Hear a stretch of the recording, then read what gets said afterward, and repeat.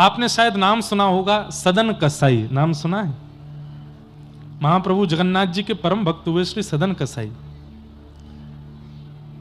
कसाई थे, मांस विक्रय करते थे, लेकिन तराजू में तोलने के लिए मांस को दूसरे पल्ले में जो भार रखा जाता, बाट रखा जाता, उसकी जगह कुछ पत्थर रखते, और गलती से उनको पता नहीं था एक शालिग्राम भगवान थे और वो उनसे मांस तोलते थे। जब मांस तोलते थे तो शालिग्राम भगवान लुढ़कते थे दूसरी तरफ। एक बार कोई साधु जा रहे थे, मुंह पे कपड़ा रख के, कसाई की दुकान है, तो कपड़ा रखते हुए गए, उनकी दृष्टि जैसी पड़ी, साधु तो इसलिए देखते हैं कि भाई इन जीवों का भी, इन पे भी भगवान कृपा करे जो बेचारे निर्दोष रूप से कट गए हैं। तो साधु की दृष्टि पड़ी तो उन्होंने देखा दूसरे पडले में तो मांस था, ये पर इधर वाले पडले में ऐसा क्यों लग रहा है कि शालिग्राम भगवान है, ये पत्थर समझ के इसने रख लिए हैं। साधु लौट करके आए, फिर से देखा शालिग्राम जी थे। उन्होंने कही भैया भैया हो भैया देवता, तुम जो कर रहे हो ना ये तो पाप है ही, पर उससे भी बड़ा महापाप तुम ये कर रहे हो कि तुमने दूसरे पडला में ठाकुर जी धरे हैं। सदन कसाई भले ही कसाई थे लेकिन हृदय से बड़े सरल थे। महाराज जी मुझे पता नहीं था, बोले भगवान है इनको हमें दे दो। महात्मा ले गए, कथा सबको पता है, मैं सूक्ष्म में जो मूल बात है उस पर आऊंगा, लेकिन थोड़ा सुना दूं, जिन्होंने नहीं सुनी वो सुन लो। सदन कसाई के यहां से ठाकुर जी को ले गए, साधु महात्मा लेकर के गए, पंचामृत अभिषेक किया, इत्र लगाया, चंदन लगा करके ठाकुर जी को तुलसी माला पहनाई, चांदी के सिंहासन पर विराजमान किया, 56 भोग लगाए। रात्रि में स्वप्न में ठाकुर जी आ गए और स्वप्न में आके ठाकुर जी बोले मेरो मन ना लग रहा। महात्मा बोले आपका मेरे घर मन नहीं लग रहा? बोले नहीं। कहां जाना है आपको? वृंदावन जाना है, जगन्नाथपुरी जाना है, बद्रीनाथ जाना, कहां जाना है आपको, कहां मन लगेगा? बोले मोए वही के पास जानो है, सदन कसाई के पास। तो साधु बोले कसाई है वो, निर्दोष निर्मम जीवों की हत्या करके उनका मांस बेचता है, उसके पास जाना है। ठाकुर जी बोले वो कैसा भी हो पर हृदय से बहुत सरल है, मुझे उसके तराजू में लुढ़कने में बहुत अच्छा लगता है, मुझे उसके पास छोड़े आओ। महात्मा बोले भगवान कुछ कृपा करो ना। ठाकुर जी बोले वो सदा के लिए सुधर जाएगा, तुम जाकर के जब उसको अनुग्रहित करोगे। महात्मा गए, शालिग्राम जी लेकर के आए तो सदन कसाई उठ गए, बोले भगवान और कुछ लेने आए हैं क्या, और कोई भी भगवान है क्या मेरे पास? बोले नहीं वो तो नहीं है, इनको वापस देने आए। बोले क्यों? बोले ठाकुर जी बोल रहे हैं तुम्हारे तराजू में उनको आनंद आ रहा है, अब तुम इनको रखो अपने पास। सदन कसाई के नेत्र सजल हो गए कि ठाकुर जी 56 भोग, चांदी का सिंहासन, नियमित सेवा, इत्र की सेवा, चंदन की सेवा छोड़ करके यहां बदबूदार कसाई खाने में मेरे लिए आ गए। सब छोड़ करके मेरे लिए ठाकुर जी आ सकते हैं, तो क्या मैं ठाकुर जी के लिए दुष्कर्म नहीं छोड़ सकता? उसी समय अपनी दुकान बंद कर दी और आज के बाद मैं कसाई खाने में नहीं रहूंगा। ठाकुर जी ने जब मेरे लिए सिंहासन छोड़ दिया, मेरे लिए सेवा छोड़ दी, मेरे लिए पवित्रता छोड़ दी, मैं ठाकुर जी के लिए अपवित्रता नहीं छोड़ सकता, छोड़ दिया। बंधुओं अगर ये विचार हर वो व्यक्ति करने लगे जिसके घर में ठाकुर जी की सेवा है तो उसका घर ही मंदिर बन जाएगा। सोचिए आप सबके घर में जो ठाकुर जी विराजमान हैं, या तो वो अयोध्या से आए हैं, या तो वो वृंदावन से आए हैं, या तो वो जगन्नाथपुरी से आए हैं, या वो द्वारिका से आए हैं। एक बार विचार करो, ठाकुर जी मेरे लिए धाम छोड़ करके आ गए, मैं ठाकुर जी के लिए दूषित काम नहीं छोड़ सकता? मैं क्या ठाकुर जी के लिए अपने घर को पवित्र नहीं रख सकता? यशोदा मैया की गोद में पलने वाले ठाकुर जी मेरी गोद में बैठ के श्रृंगार करा रहे हैं, मैं इनके लिए शुद्ध नहीं हो सकता? इतना विचार करने मात्र से ठाकुर जी की सेवा आपको प्राप्त हो जाएगी। तो सदन कसाई ने नियम ले लिया कि अब मैं जगन्नाथ जी का दर्शन करने जाऊंगा। तो अब मूल कथा जो हमको सुनानी थी कि ठाकुर जी सब जानते हैं, उनसे कुछ छुपा नहीं है। तो सदन कसाई जगन्नाथपुरी के लिए निकले, सुंदर रूप था उनका, सुंदर थे। एक नगर में पहुंचे तो वहां एक नगर पर एक मनचली एक रहती थी। विवाह उनका हो चुका था लेकिन उनके मन किसी पे भी आ जाते थे। सदन कसाई को जब उन्होंने देखा तो इनके ऊपर उस स्त्री का मन आ गया। रात्रि का समय, सदन कसाई तो अपने मार्ग पे ही चद्दर सी लगा के सो गए। सुबह उठ के निकलना है, पुरी के मार्ग पे थे, पुरी जा रहे थे। बहुत ध्यान से सुनिएगा। उस स्त्री का इन पर मन आ गया, इनकी दृष्टि भी उस स्त्री पर पड़ी, तो इन्होंने तो दूर से उसको प्रणाम किया, सबको प्रणाम करते थे। तो उस स्त्री ने इनको कोई इशारा किया जिसको ये समझ नहीं पाए, और इशारे में उस स्त्री ने ऐसा कहा कि अगर तुम मुझे स्वीकार करो तो मैं अपने पति का वध करके तुम्हारे साथ आ जाऊंगी, ऐसा कुछ इशारा किया। लेकिन सदन कसाई तो बड़े भोले भाले, इन्होंने तो हाथ ही जोड़ के हाँ हाँ कर दी होगी कुछ, और उस स्त्री ने अपने पति का वध कर दिया। और वध करके आ गई इनके पास, बोले अब मुझे स्वीकार करो। सदन कसाई बोले मैया, माता, देवी, मैं तो ठाकुर जी से मिलने के लिए निकला हूं, संसार में फंसने के लिए नहीं आया हूं। यदि संसार मेरी इच्छा होती तो मैं तुम्हें स्वीकार कर लेता, लेकिन ठाकुर जी मेरी इच्छा है, ठाकुर जी मेरी गति है, उनको छोड़ मैं ये संसार में नहीं पड़ना चाहता। आप मैया मुझे पुत्र मान लो, मुझे भैया मान लो, लेकिन मैं आपका पति नहीं बन सकता। वो स्त्री तो बोली अरे तेरी वजह से मैंने अपने पति के वध कर दिया। बोले सदन कसाई, तुमने मार दिया उनको? बोले हाँ। बोले मैंने इशारा तो किया था। बोले मुझे क्या पता कि तुम क्या इशारा कर रही हो। अब उस स्त्री ने पूरे नगर में हल्ला कर दिया कि इनके कहने पर और इसी ने ही मेरे पति को मरवाया है, ऐसा करके पूरा दुष्प्रचार कर दिया।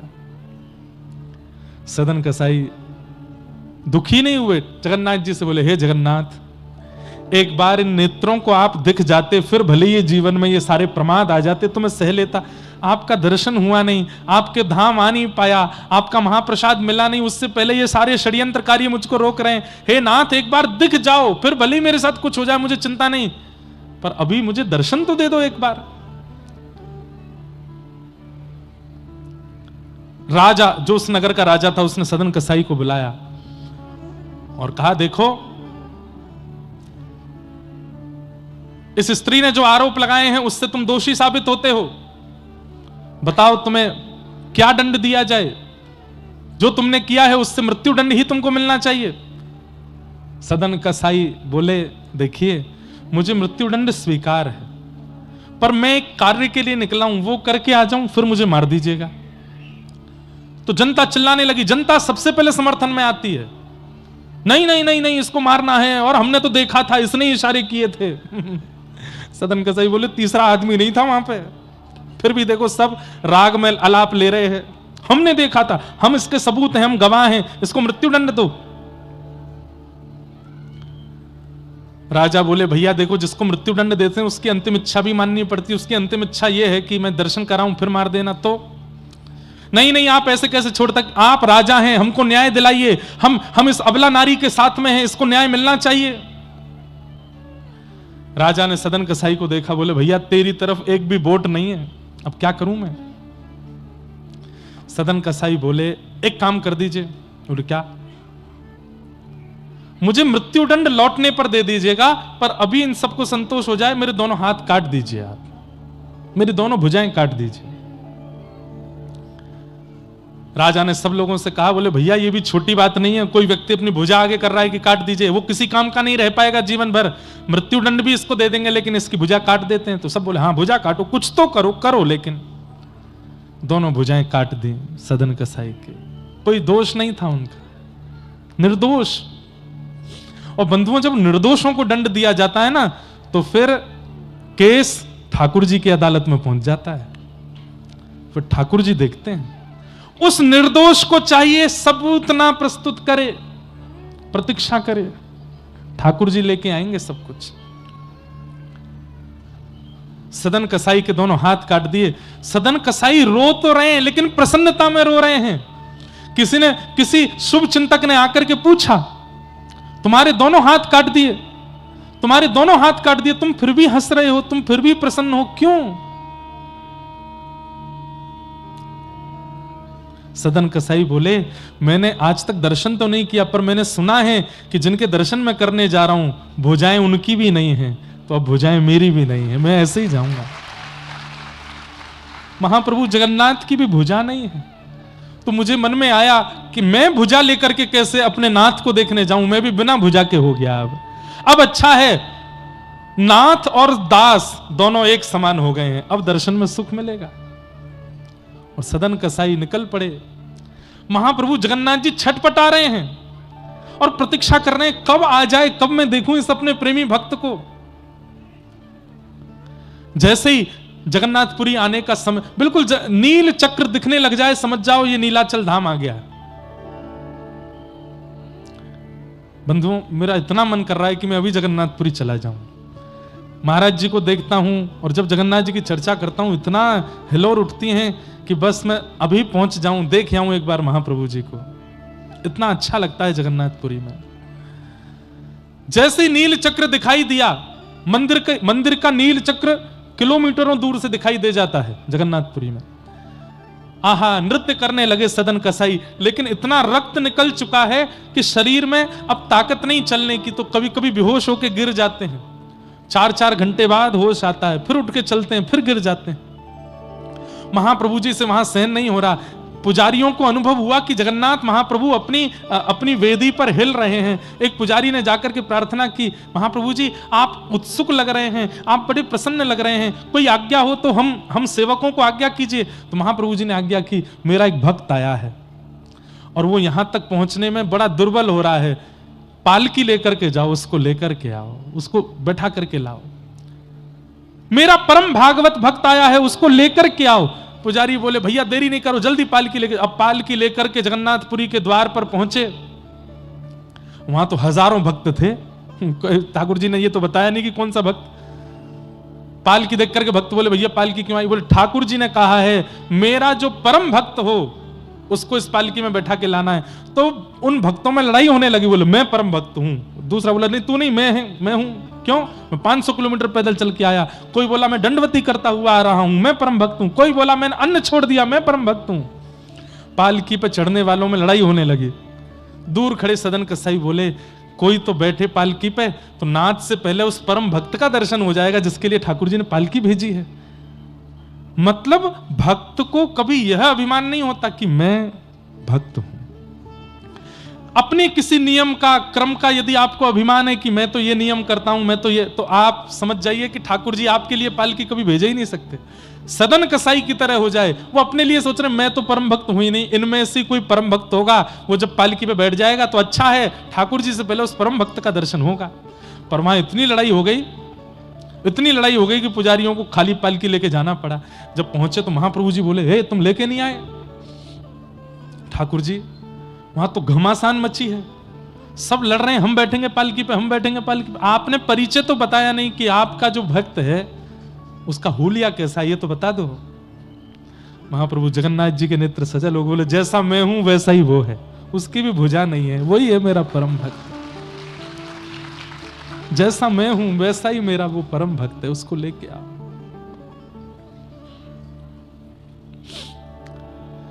पुजारी पालकी लेकर के गए और उन हजारों की भीड़ में सबसे दूर कोने में बैठे हैं सदन कसाई, बिना हाथों के। पुजारियों के नेत्र में सजल हो गए, दौड़ करके गए, सदन कसाई को उठाने लगे। बोले, बैठो पालकी में, तुम्हारे लिए पालकी भेजी है। सदन कसाई रो रहे हैं, आपने गलती की होगी, भूल हो गई होगी।